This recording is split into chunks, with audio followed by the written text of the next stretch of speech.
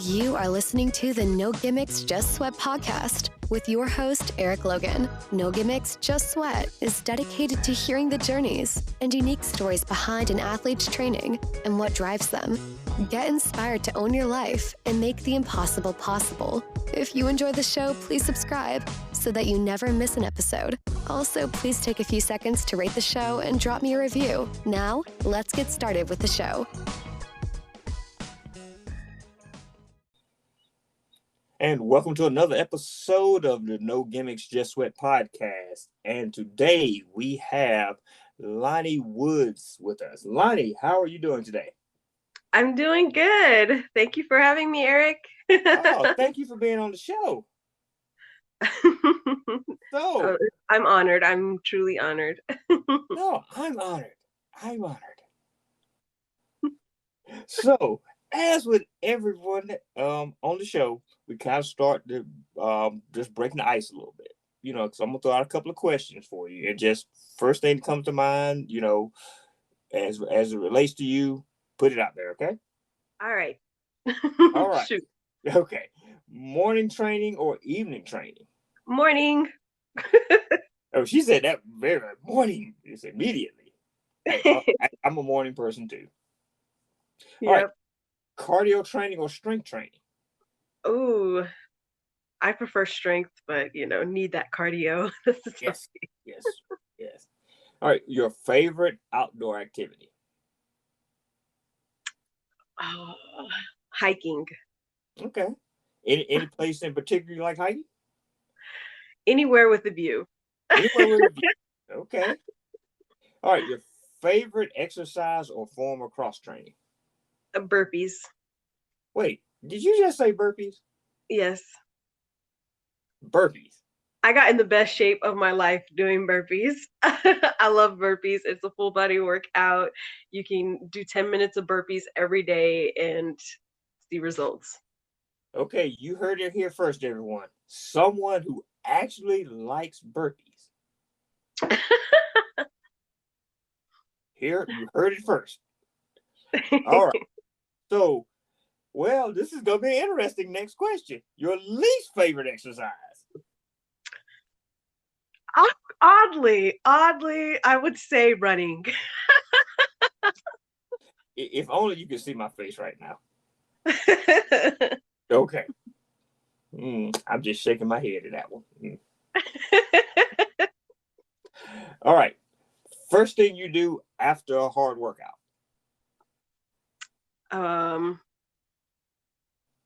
First thing I do after a hard workout, other than shower, eat. Eat? Anything particular you like to eat? Something that has a lot of carbs. I'm a sucker for Mexican food and burritos. So my go-to food is like a nice fat burrito. Oh, okay, cool. All right. Dream race or event you want to participate in? World's toughest race. Oh, world's toughest race. All right. Yes. All right. Last question. If you can train with any celebrity or athlete, dead or alive, who would it be? Oh, that's a toughie. Oh, she stopped now. Dang. Any celebrity or athlete? Dang. Dead or alive? I don't know. I would have to say FloJo. Oh, okay. Well, that's actually a good one. Yeah, FloJo. Okay. But I'm still just on this whole burpees thing. I'm like, somebody that actually likes burpees. I'm a weirdo. Being weird is good. That is a good thing. All right. As with all guests, not just letting us know who you are, where you're from, and what you do, but let's kind of go into your origin story of how you got to be the athlete that you are now. As I always say, think of it as you are a superhero, and this is you telling your origin story. I have multiple origin stories. Well, I recently just changed my Instagram name from Evolution of Lani to Lani the Adventurer. But Yeah, I, I noticed I that. yeah, it's been Evolution of Lani so long because I've evolved. It's and had so many different stages. So I guess I mean I've always been athletic and I've always liked, you know, working out and running and doing things. It's always been therapeutic for me. But I guess my real origin story to start who I am or who created what created who I am today was going through a really rough time getting out of an abusive relationship where when I got out of that relationship, I was very timid and like afraid to try new things. I had like social anxiety, like was afraid of big crowds and loud noises. I had like a form of PTSD from that whole situation. So I really stayed to myself. So I had to push myself to go out and, you know, go to the actual gym and be around people and then start going to events, which ultimately led me to a Spartan Expo series, which I was afraid of trying the first time I saw it, so I didn't. And then the next time I saw it, there was nobody there, so I decided to try it, and I was actually like good at it. So from there, I went and signed up for a race, and then I tried to do other things. Like I started doing pull-ups and started going hiking with the kids and just exploring all type of different things, doing boxing classes at the YMCA, and I just got stronger and more outgoing. And I'm still kind of on that path of trying different sports and exploring. And I'm still also timid, but I just fight through that. Like I'm terrified of heights, but if you look at my Instagram and you see me climbing high Wait, as wait, 25 rope, okay, wait, you're terrified of heights. yes. Okay, okay. Again, I'm thinking about stuff you posted on your Instagram and everything, and I'm like, oh, okay. Yes. Okay. Because on Instagram, like they say, it's a highlight reel. You can see me actually doing the act of whatever it is I'm doing. But unless you're there, you don't see the thoughts and the fear that is Right. actually in my face while I'm doing it, or, you know, how I have to talk myself into doing stuff. And the thing is that I'm afraid of it. So I have to do it. Like it's a challenge for me. I Okay. don't like being afraid of anything. After my abusive relationship, I like refuse to be afraid to let fear stop me from doing anything. So if Right. I'm afraid of it, I gotta do it. Afraid of swimming, gotta do it. Afraid of climbing, gotta do it. Okay. I mean, there's some things, you know, I may not, you know, go bungee jumping, but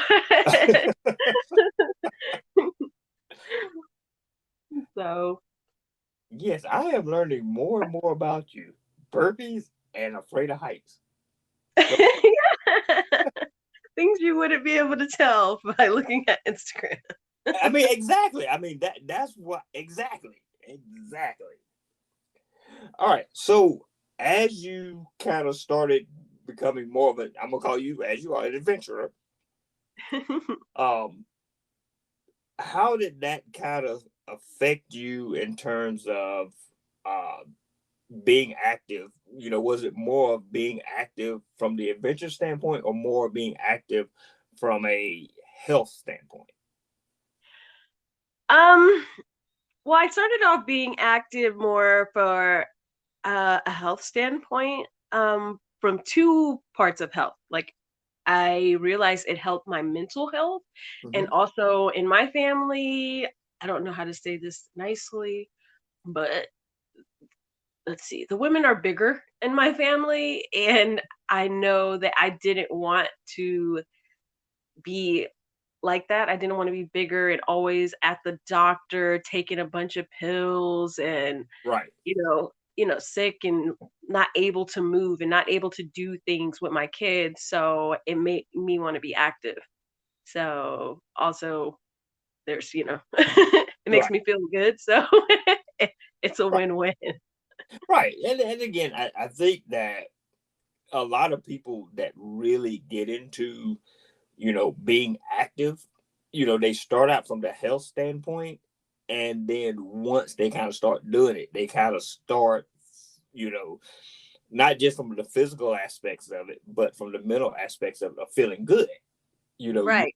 You're in a better mood. You feel like doing more, and that's not more in aspects of exercise and fitness, just more in life in general. Yeah, you're more fulfilled. And even like when I started off, I was just going to the gym, which is, going into a building and working out on machines, which is good. It feels good.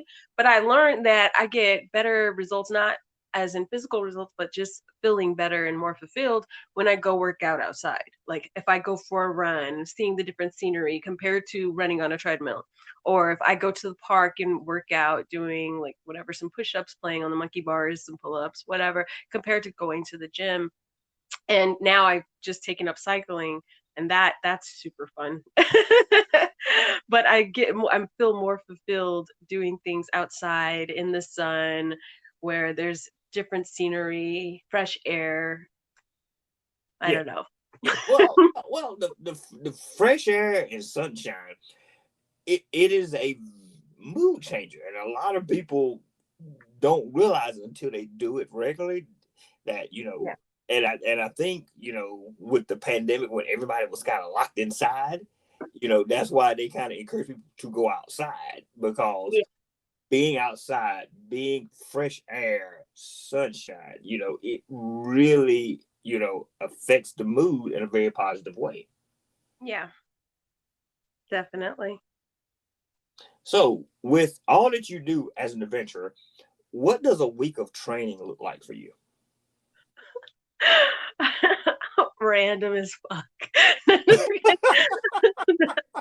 Okay, so a lot of athletes. That's why I don't call myself like an athlete, because a lot of athletes, they have like a strict training schedule, and then there's like been discussions about the difference between training and working out, and I just say I live an active lifestyle. But Yeah. training for me, it's not really training, it's my lifestyle. Like, so I get up in the morning, and usually I go to the gym and work out for like 2 hours. Okay. Or I grab the kids and we're going hiking. And that's still about 2 hours. Or get on the bike and ride, 20, 30 miles. Again, that's like an hour, maybe hour and a half.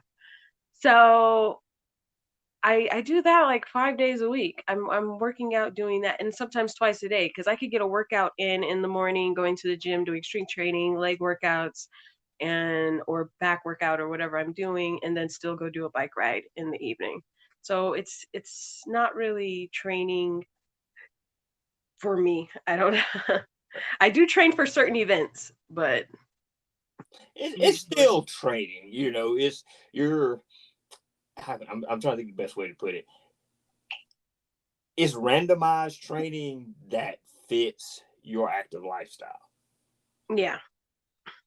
So it's not necessarily like, for instance, everything I do, it's for me, it's duathlon season. So the stuff I'm doing now is more so, okay, this is getting me ready for a race.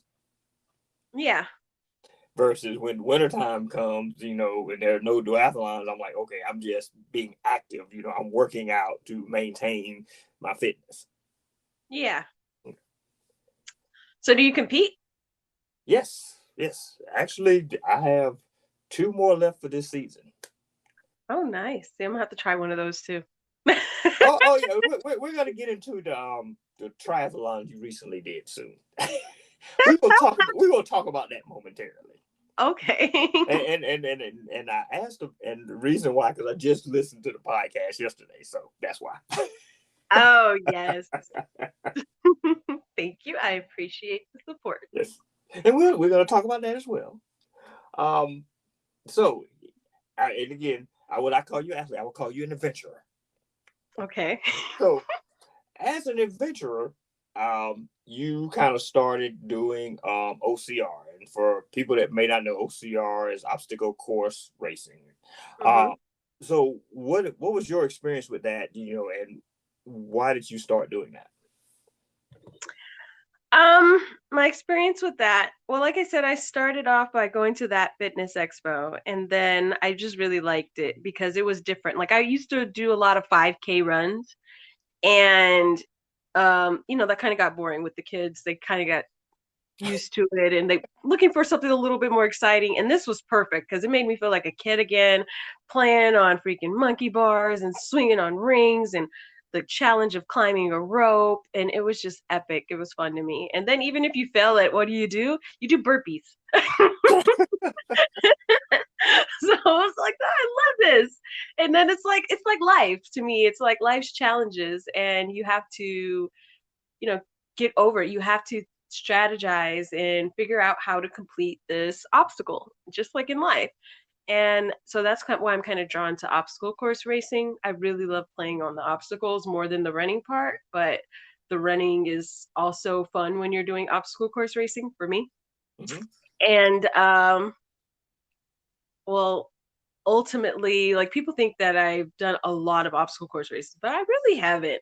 So I did a few expo series, and I did a stadion race, a Spartan stadion race, and then I did a Spartan sprint where I broke my leg doing a flip off of one of the obstacles. So Trying to be fancy, see? right? Trying to be fancy, trying to be Most cute. Like, I'm gonna do a flip. Right. Most people would like probably hate Spartan or try to sue or like go through the motions of not, liking it. But actually at that time it was exactly what I needed. It slowed me down. It taught me a lesson, and I met a whole lot of people through that experience. I'm not going to go too deep into it. But 3 surgeries later, I ended up getting scouted or whatever for American Ninja Warrior to compete on that. Keep in mind, I've only done about 2 or 3 Spartan races at this time. Oh, okay. And so I go on American Ninja Warrior, or to compete on American Ninja Warrior, but I didn't do that well on it, but it was a great experience. Okay. And How was the experience? how was the experience of like going on? Yes.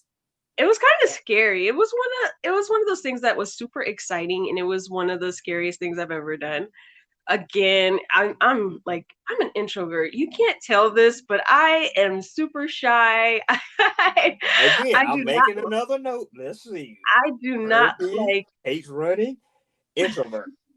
yeah, I don't like crowds, and I'd never been on TV, so I was just like stunned at the whole experience. It was so scary, but I did it, and that was another fear I had to face, because before leading up to that experience, which I haven't probably mentioned on anything, I was like considering not going. Like I was like almost self-sabotaging myself. Like couldn't find my ticket, like all type of excuses of why I'm not going, late to the airport.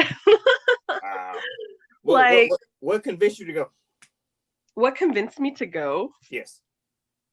Actually at the time it was my support. It was my partner at the time was very supportive and like pushing me, and my kids and everybody knew that I was going, so everyone was like in my ear like, "Oh, you're going to be great." And so now I like have all these people that are watching me, so I can't disappoint them. But if I wouldn't have told anybody like what I was doing, I probably would have backed out. But it worked out. It worked out. I was very happy to get that experience. I met a lot of new friends on that adventure as well. I always wanted to go on. It was something that was like a bucket list item for me. So to get that marked off is epic, and I don't know where I'm going from there. Would you try to go back on again? I get that question a lot. I do, and I put a lot of thought into it, and I probably wouldn't. Not because I don't want to, or it's just because I met so many people through that experience that have been training most of their lives to get on that show. Like that is their dream to get on their show. That's what they're working for. They train day in and day out to go on that show. And I feel like someone like me who's just doing it to mark it off of my, bucket list, I'm taking that opportunity from someone else because I know I didn't do that type of work. I trained for 6 weeks to be on Ninja Warrior. And I mean, I've already checked it off my bucket list. So for me to go back on, I don't know. I don't see it. There's so many other things that I want to do. There's so many other areas that need me to be present there. So like like I said, I'm an adventurer. I'm on to the next adventure. Okay. You guys might see me on a different show, like, Such as? Oh, I don't have anything in line right now, but I'm just saying if I do make it to World's Toughest Race one day. Okay. Of course, we'll be cheering for you, looking for you. We'll be going, there's Lani. Yes, she is. Yes, she is. Right? Yes. Speaking of adventures, you recently did a triathlon, your first triathlon. Yeah. So how was that? I'm not saying anything because this is the episode. Overall, it was fun. It was definitely an experience. So, one of my goals. How so? What?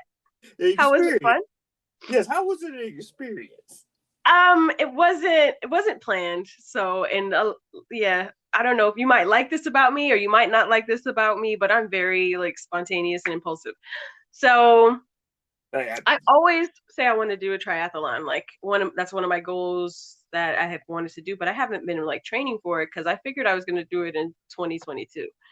And my friend Dr. Brown came out to Los Angeles and she told me that there was a triathlon in Pasadena and I should sign up for it. And I'm like, I can't swim. And she's like, it's in a pool.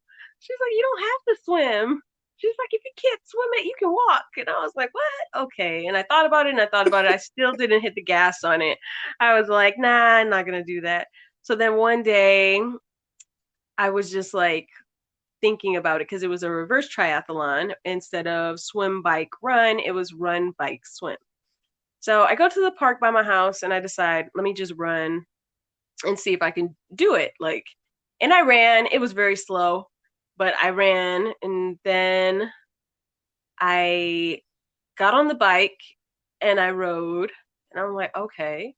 And then I went to my friend's house and swam in the pool in the apartment. I did 20 laps just to see if I could do it. If I could do this simulation, keep in mind, this is like 3 days before the actual race, I'll go do it. Because Dr. Brown's like, we're just doing it for fun. And I'm like, yeah, just for fun. So yeah, okay. So I go the morning of and sign up. Keep in mind, I didn't sign up. I was like the only person that showed up that day that hadn't signed up already. So I go and I sign up the day of. And I don't have a triathlon suit or nothing like that. I'm like in regular, I'm in my cycling shorts and a sports bra. It was terrible. It was fun though, but so it was fun. And then the run, it was pretty flat, but I walked because I had 3 knee surgeries, so my knee kind of gives out a little bit. But I was trying to just be chill and have fun or whatever. But I kept seeing people passing me while I was doing my little jog, run, walk thing, and I was getting a little antsy. So I don't know, something happened and I got tired of people passing me and I just got pissed and I just started sprinting. I'm like, I'm gonna go. I'm gonna try to do the best I can. Fuck this fun shit. But so I ran and I'm sprinting and now I'm sweating, heart racing. I'm at max effort. Heart rate is at 186. And I go to the transition area. I jump on the bike, and on the bike, I'm flying. We have to do 3 laps on the bike, and I'm just going, and I'm passing people like a bat out of hell. And then after the bike, I put out so much on the bike that when I got off, like my leg was starting to cramp. So I had to go to the transition area and then run to the pool because this triathlon was in a pool, like she said. Mm-hmm. And this is where I ran into problems. I was doing good. I would think I was doing good at least. And so when you get to the pool, like she said, you can walk, I thought, but you can't hold on to nothing. And so I sit at the edge of the pool while people are just jumping in, and I'm just sitting at the edge because I can't see the bottom of the pool.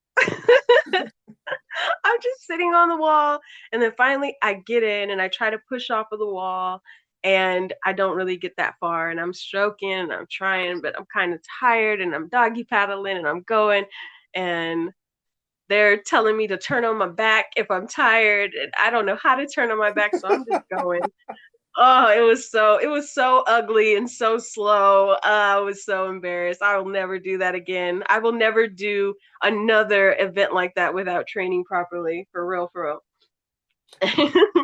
And so when I got to the second lap, the first lap got through it. The second lap, I tried to grab the Bowie separator thing. I'm not sure what it's called, to be honest. And you're not allowed to grab that. So the lady like tried to disqualify me and push me back to the beginning of the second lap and was telling me to get out the pool. And so I refused to get out the pool because other people were grabbing the little thing too. But I felt like she targeted me. And so I just swam around her and I finished. Ultimately, I don't know even where I placed, but I didn't finish last. You were just glad to finish. Right. I was just happy to finish. Like if I wouldn't have finished that, I would have probably cried. But I finished and it was a challenge. It was definitely a good challenge. Something that I am going to work on. So that means you're gonna do another triathlon. I am. Yes, I'm going to do another one. I think I'm going to do one in October 3rd, probably. Okay. And then you're gonna move on to an Ironman, right? I'm not exactly sure. We're gonna see how this one goes. But Dr. Brown has contacted us about doing an Ironman next year. The half Ironman 70.3. Right. So that is on my list of things I want to do. I have a lot of things that I'm going to do, I guess, not want to do. So like I don't want to be tied to or tethered to one sport. I may not be an elite athlete or, a pro athlete or anything like that, but I am an athlete and I'm going to I want to try as many sports as I can and find exactly what it is that, I love. Good. Well, you are an adventurer, you are an athlete. You just admit yourself, you are an athlete. And again, you have to find that thing that motivates you as well as challenges you. Yeah. There's a certain energy to that, it's, I'm trying to think the best way to describe it. It's kind of like a battery for you. Yeah. That keeps you going, And like you said, you don't have to be pro or elite. You just have to have fun. Right. Just get out there, try new things. But see, like with duathlon, you ain't got to worry about that swim part, I'm just saying. Just saying. I know, but it's like run, bike, run. And I'm like, I don't want to run again. You have to realize whenever I go to a duathlon event, the organizers look at us, the handful of duathletes that just kind of shakes their head and go, y'all are a glutton for punishment. Just to do all that. Y'all right. Lovers of punishment. At the event I went to, they had a duathlon, option. And I was looking at it. It's like run a 5K, then ride a bike, and then run another 5K, or run a 5K, ride the bike, and then get in the pool for a few minutes. I was like, I'm going to take my chances in the water. Well, I mean, to give you an example, the duathlon I have at the end of the month, it's a 2-mile run, then a 19-mile bike ride, then a 10K to finish. Wait, what? Yeah. A 10K run? Yes, 10K run. Jesus. But that's fun. To me, I would like to me, that's fun. You know what's fun to me? What? That 19-mile bike ride and sign me up. Yes. Well, see, then you would probably be great for a relay team. Yes, One I would person be that handles great. the run and you handle the bike. I'm like, yeah, I could do that 2 miles, but but yeah. No, that sounds fun. I'm gonna have to try one. Yes, you will. You will. I'm gonna make sure I'm gonna bug you about it.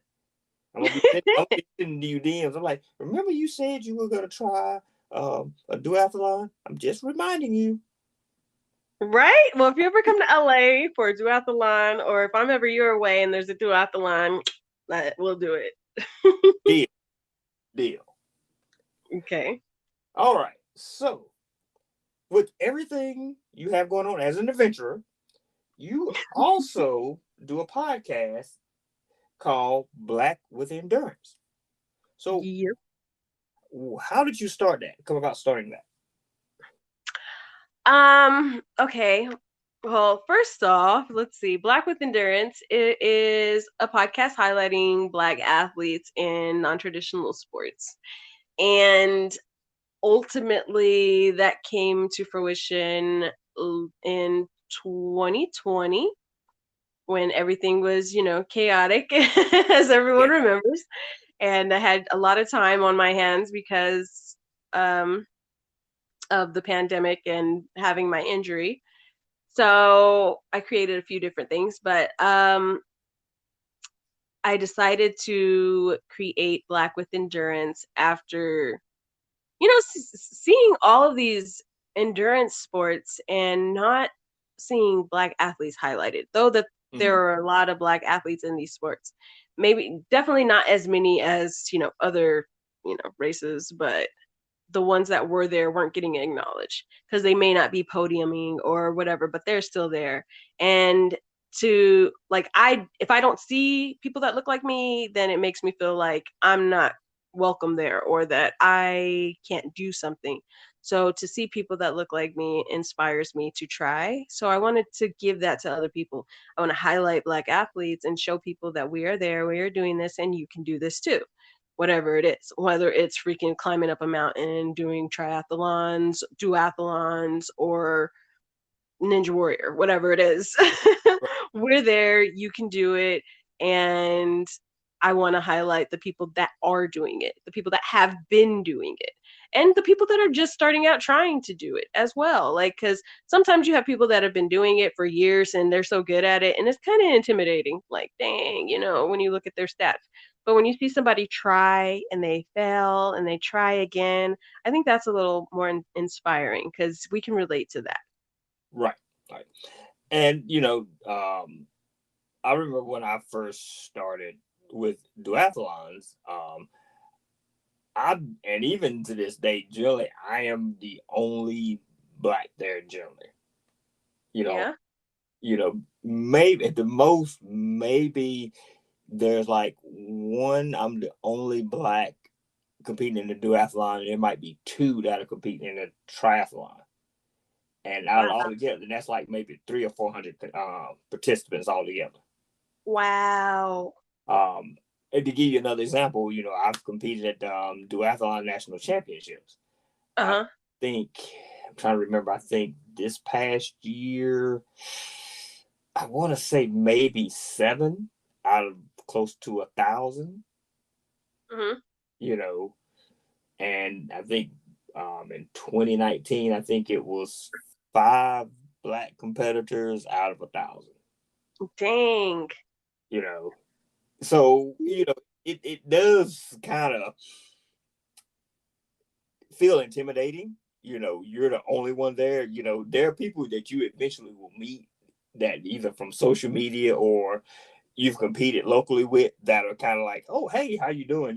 That kind of, eases some tension.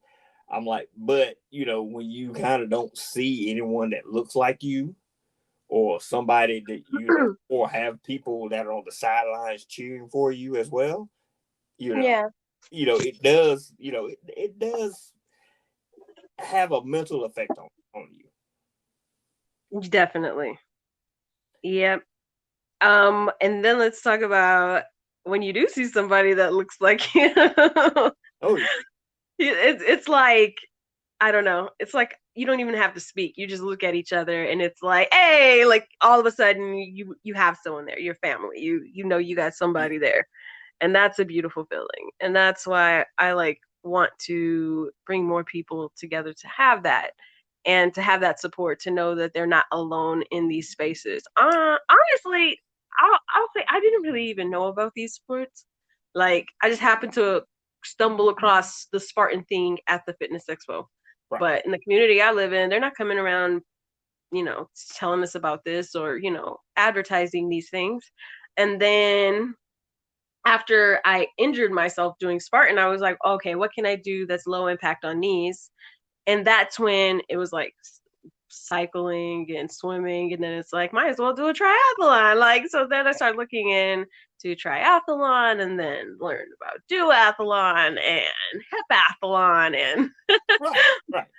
Right. and trail running and all these other endurance sports. And it's like, dude, this is Yeah. like the perfect thing, like sports that, I mean, you can get injured obviously in almost any sport, but it's not as harmful as, let's say football, Right. where you're freaking slamming your head into another human being. Right. Well, So what I was going to say, and I'm sorry to interrupt, but it's it's fine. kind of that thing where there are sports and stuff that we know and follow based upon, you know, what we see on TV, Yes, what we see, you know, pros making money on, exactly. not realizing there are a lot of things out there that might not be, you know, as high profile, that are available to us, and Yeah. not just from a pro status, but also from a recreational status. Yeah. Since I started running, that's when I kind of like, okay, I'm running. Oh, there are things called triathlons and duathlons. Okay, I'm not a great swimmer, but there's a duathlon, so I'll try a duathlon. Okay, I'm running. Oh, trail running. Oh, let me do trail run. Oh, okay, trail running is actually fun. You know, even though I tripped over a rock and busted up my knee, hey, I still had fun. It's those types of things that kind of drive your adrenaline and just Yeah. keep you going. Gets those good feelings, those good vibrations in you that you can do something. Again, I was never an athlete in high school. I Hmm. was on the football team, I was on the track team, went on the basketball team, went on the baseball team, anything. I was not an athlete. But I'm doing stuff now that I would not have pictured myself doing, 16, 17, 18, 19, 20 years old. Yeah. And I think that's the case for a lot of people. And that's why we see a lot more people get into running and get into triathlon and other endurance sports, because they kind of Yeah. think that these are things that they can do. Yeah. Definitely. But it's that we get into these sports at, an older age. Like most people like are 30 and up getting into when they decide to, move into these sports, when, other people, the people that are more dominant in these sports have been doing it longer or been training in similar type of sports. And Right. so that gives them an advantage where if we could give these sports more exposure to the younger community, then we could get more people interested to actually, maybe try it and like it and, train and actually get to an elite and a pro level in these sports. But it all starts with exposure. Right. And I think on a recent episode, your co-host coach, he kind of said something that really kind of stood out to me, in that we have to give people their flowers now Yeah. and not wait to 10, 20, 30 years from now, hey, remember this dude, Joe? Joe was this type of athlete, back then, where, it's back in the past when we can't recognize him anymore. That person might be long gone. Yeah. And versus like, we got people here now that are doing great things, but we're not recognizing them. Right. And and not recognizing. That's why, you have that younger generation that doesn't see that, hey, these are sports and activities that they can do and that they can eventually, if they choose to, make money from as a pro or elite. Yeah, exactly. So that's why we're here. Not to go off on that whole rant, because I can talk about that for another whole hour. As can I. Yes. All right. So you recently took up cycling. Uh-huh. So how have you been enjoying that? Oh my God, it's great. So, okay, how I got into cycling was how did you get into it as well? My ultimately my doctor, my orthopedic surgeon, suggested to build my quad strength up to get on my bike. Like I bought a bike, like last year, but didn't really ride it. Just rode it around the neighborhood. And then I started riding it a little bit more. And after my recent breakup, I rode it more because I didn't have anything else to do. But I really love it and enjoyed it. But when I was riding with my ex, we would only go so far because she couldn't hang or whatever. Like she didn't want to do long rides. But I was always interested in doing long rides since I saw some of my friends doing century rides last year, and I wasn't able to because I was recovering. So I just started riding around the city, taking pictures and enjoying where I live and the beach and the areas just all around and racking up miles. And then I recently just this past Friday completed my first century ride. This is all fast. This is all within 6 weeks. I started riding a road bike and then clipped in for the first time, did my first 50 miles 3 weeks ago, and then did my first 100 miles. Okay. So cool. That's so you'll be doing a some type of cycling race next, right? Yeah, definitely. I'm not exactly sure what type of cyclist I really am yet, because they have crit racing, which is more fast paced and people close together, and you kind of go around like a circle over and over again, and then you have to sprint.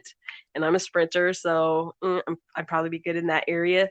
But I also like long distance cycling. I like riding just and at a slower pace, just going long, the endurance rides. So just kind of trying to figure that out. But ultimately, I'm going to do that for fun. But I'm trying to prepare myself to do a ride that I want to do from San Francisco to Los Angeles next year, which is going to be around 600 miles. Oh, wow. Okay. And that's it. But ultimately, actually, watching the Ram race, which is a race across America, which is a cycling event where it's teams of 2, 4, and 8. They cycle across, America, literally from the West Coast to the East Coast. And it's nonstop. They have a support team, but it's 2 riders at a time riding, and then they ride through the night and everything. And it's a race.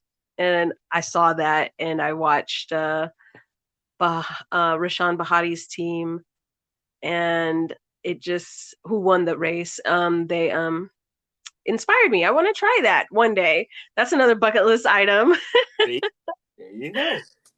See, bucket list items keep you going. That keeps you just going. That you're never bored and you're always staying active. Definitely. I'm always working towards something, and it's always going to be something epic. It's well, someone recently explained to me what cyclocross was, and in a nutshell, they say it's pretty much Spartan on a bicycle. Oh yes, yeah. You ride some, you got to go over some type of obstacle and carrying the bike. Do you ride some Yeah, you more? got to carry the bike and hop some fences and stuff. Yep. Yeah, it sounds really cool. Like I was thinking of that too. See? All right. So this next question is going to kind of be a two-part question. Okay. Okay. So first part is, what is your proudest moment as an athlete or an adventurer? As an athlete or an adventurer? Honestly, this is gonna sound real cliche right now, considering all this stuff just happened. We're talking about these things, and what people don't know is I literally did both of these things in the same week. So I did my first triathlon and did my century ride in the same week. And that is my proudest accomplishment thus far to date as an athlete, because that shit is hard. Like a triathlon is hard. It was a triathlon sprint, did it in, an hour and a half, 2 hours, you get that done. But a century ride, you're sitting on a bike I was sitting on a bike for 7+ hours. So riding Yeah. 100 miles, like riding 100 miles in a car can get, you get antsy, like it's boring. So imagine doing that on a bike. And I broke my phone in the first 10 miles of this ride. So yeah, it wasn't the most fun. All right. So the second part of the question, Uh-huh. your worst moment or biggest mistake as an athlete. Oh, that one's easy. Doing a flip off of a Spartan obstacle. See, trying to do something pretty for the camera, trying to get on the gram. Right, exactly. Yes, yes, that was all ego right there. I had to check that bitch at the door. Like she had to go. Like, no, no more of that. I learned my lesson. Well, I bet you did. Yeah, like, oh, that was the worst experience ever. Like the injury was so complex, and like I said, I had to have 3 surgeries in 2020. So Oh we're wow. like not doing that ever. I'm never doing a flip again, to be honest. All right. So, what would your message to people who say that, and mainly adults, who say it's too late to start, whether it's start running, start doing triathlons, start doing obstacle course racing or anything. Just they's like, yeah, I'm 40, I'm this, I don't have time. It's just too late for me to start. Right. Okay. Well, I live by adapt, overcome, evolve, repeat. I'm constantly evolving. And one of the things that I've been saying this year is it's never too late for a plot twist. Even not even within, sports, in your life at all, it's never too late for a plot twist to change whatever's going on if you're not happy with it. Whether it is for health reasons that you want to start, working out to lose weight. If you're in a shitty relationship, it's never too late to leave. If you don't like your job or you're unhappy in your career, it's never too late to go back to school and find a different path. It's never too late for a plot twist. I don't care how old you are. If you're 50, if you're 60, it's never too late to find what makes you happy, what fulfills you. It's not even about being happy. Happy is a temporary emotion, but find what fulfills you, what leaves you feeling fulfilled. If it's freaking volunteering at a freaking homeless shelter, whatever it is that's going to make you feel like you are living the life that you should be, do it. It's not too late. So, and it's not too late to try something new. So if you want to go wakeboard or surf or jump out of airplanes, go do it. Just try it. Yeah, I like that. It's never too late for a plot twist. That's good. Yeah. You need to copyright that or trademark that. I know, right? Ah. All right. So, what is a non-athletic fact about you that most people don't know? Non-athletic. There's so much that people don't know. Let's see. A lot of people, don't know. I'm a former EMT, a vascular ultrasound technologist. Um, I have a really broad background in, medicine. And that's something that I have decided to change because it's not fulfilling to me anymore. Um, I have 2 kids. My daughter just graduated high school, so I'm very proud of her. She's going to college. My son is going to middle school. So, um, I mean, there's so much. I probably should share more about my, personal life. You don't have to share. You have to keep a little bit to yourself. You share enough, but just keep a little bit to yourself. Right? So you can kind of have something that is yours, that's not shared to the world. That is exactly why. Yeah. Some parts of my life, it's like it's mine. You guys can see my adventures. Right. Exactly. All right. So as we get ready to close, what's next for you? Is there anything you're preparing for right now? Anything you're looking forward to, either in the remainder of 2021 or in 2022? Oh, there's so much. So, I'm kind of going full-fledged with Black with Endurance Media. Um, so we have some things coming with that, but I can't say too much because, people be stealing ideas. But Yeah. and for in my adventure area, I guess I do, like, already spoke on what I'm trying to do, my ride from San Francisco. But also more, I guess right now I'm about to do my first Spartan Super this coming weekend. I'm trying to just complete a trifecta, and I want to do an ultra. Um, there's so much. I don't know.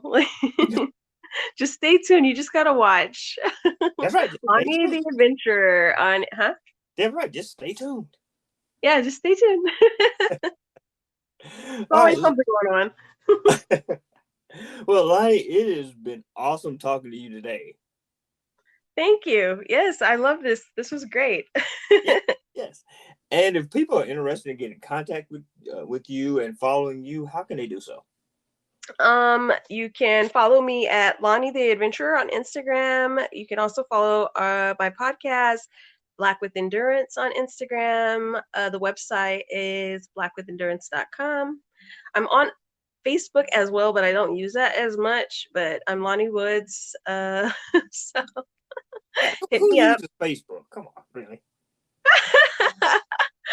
I like it for groups and to, rant sometimes, like, when Chipotle messes up my order or something, but that's about it.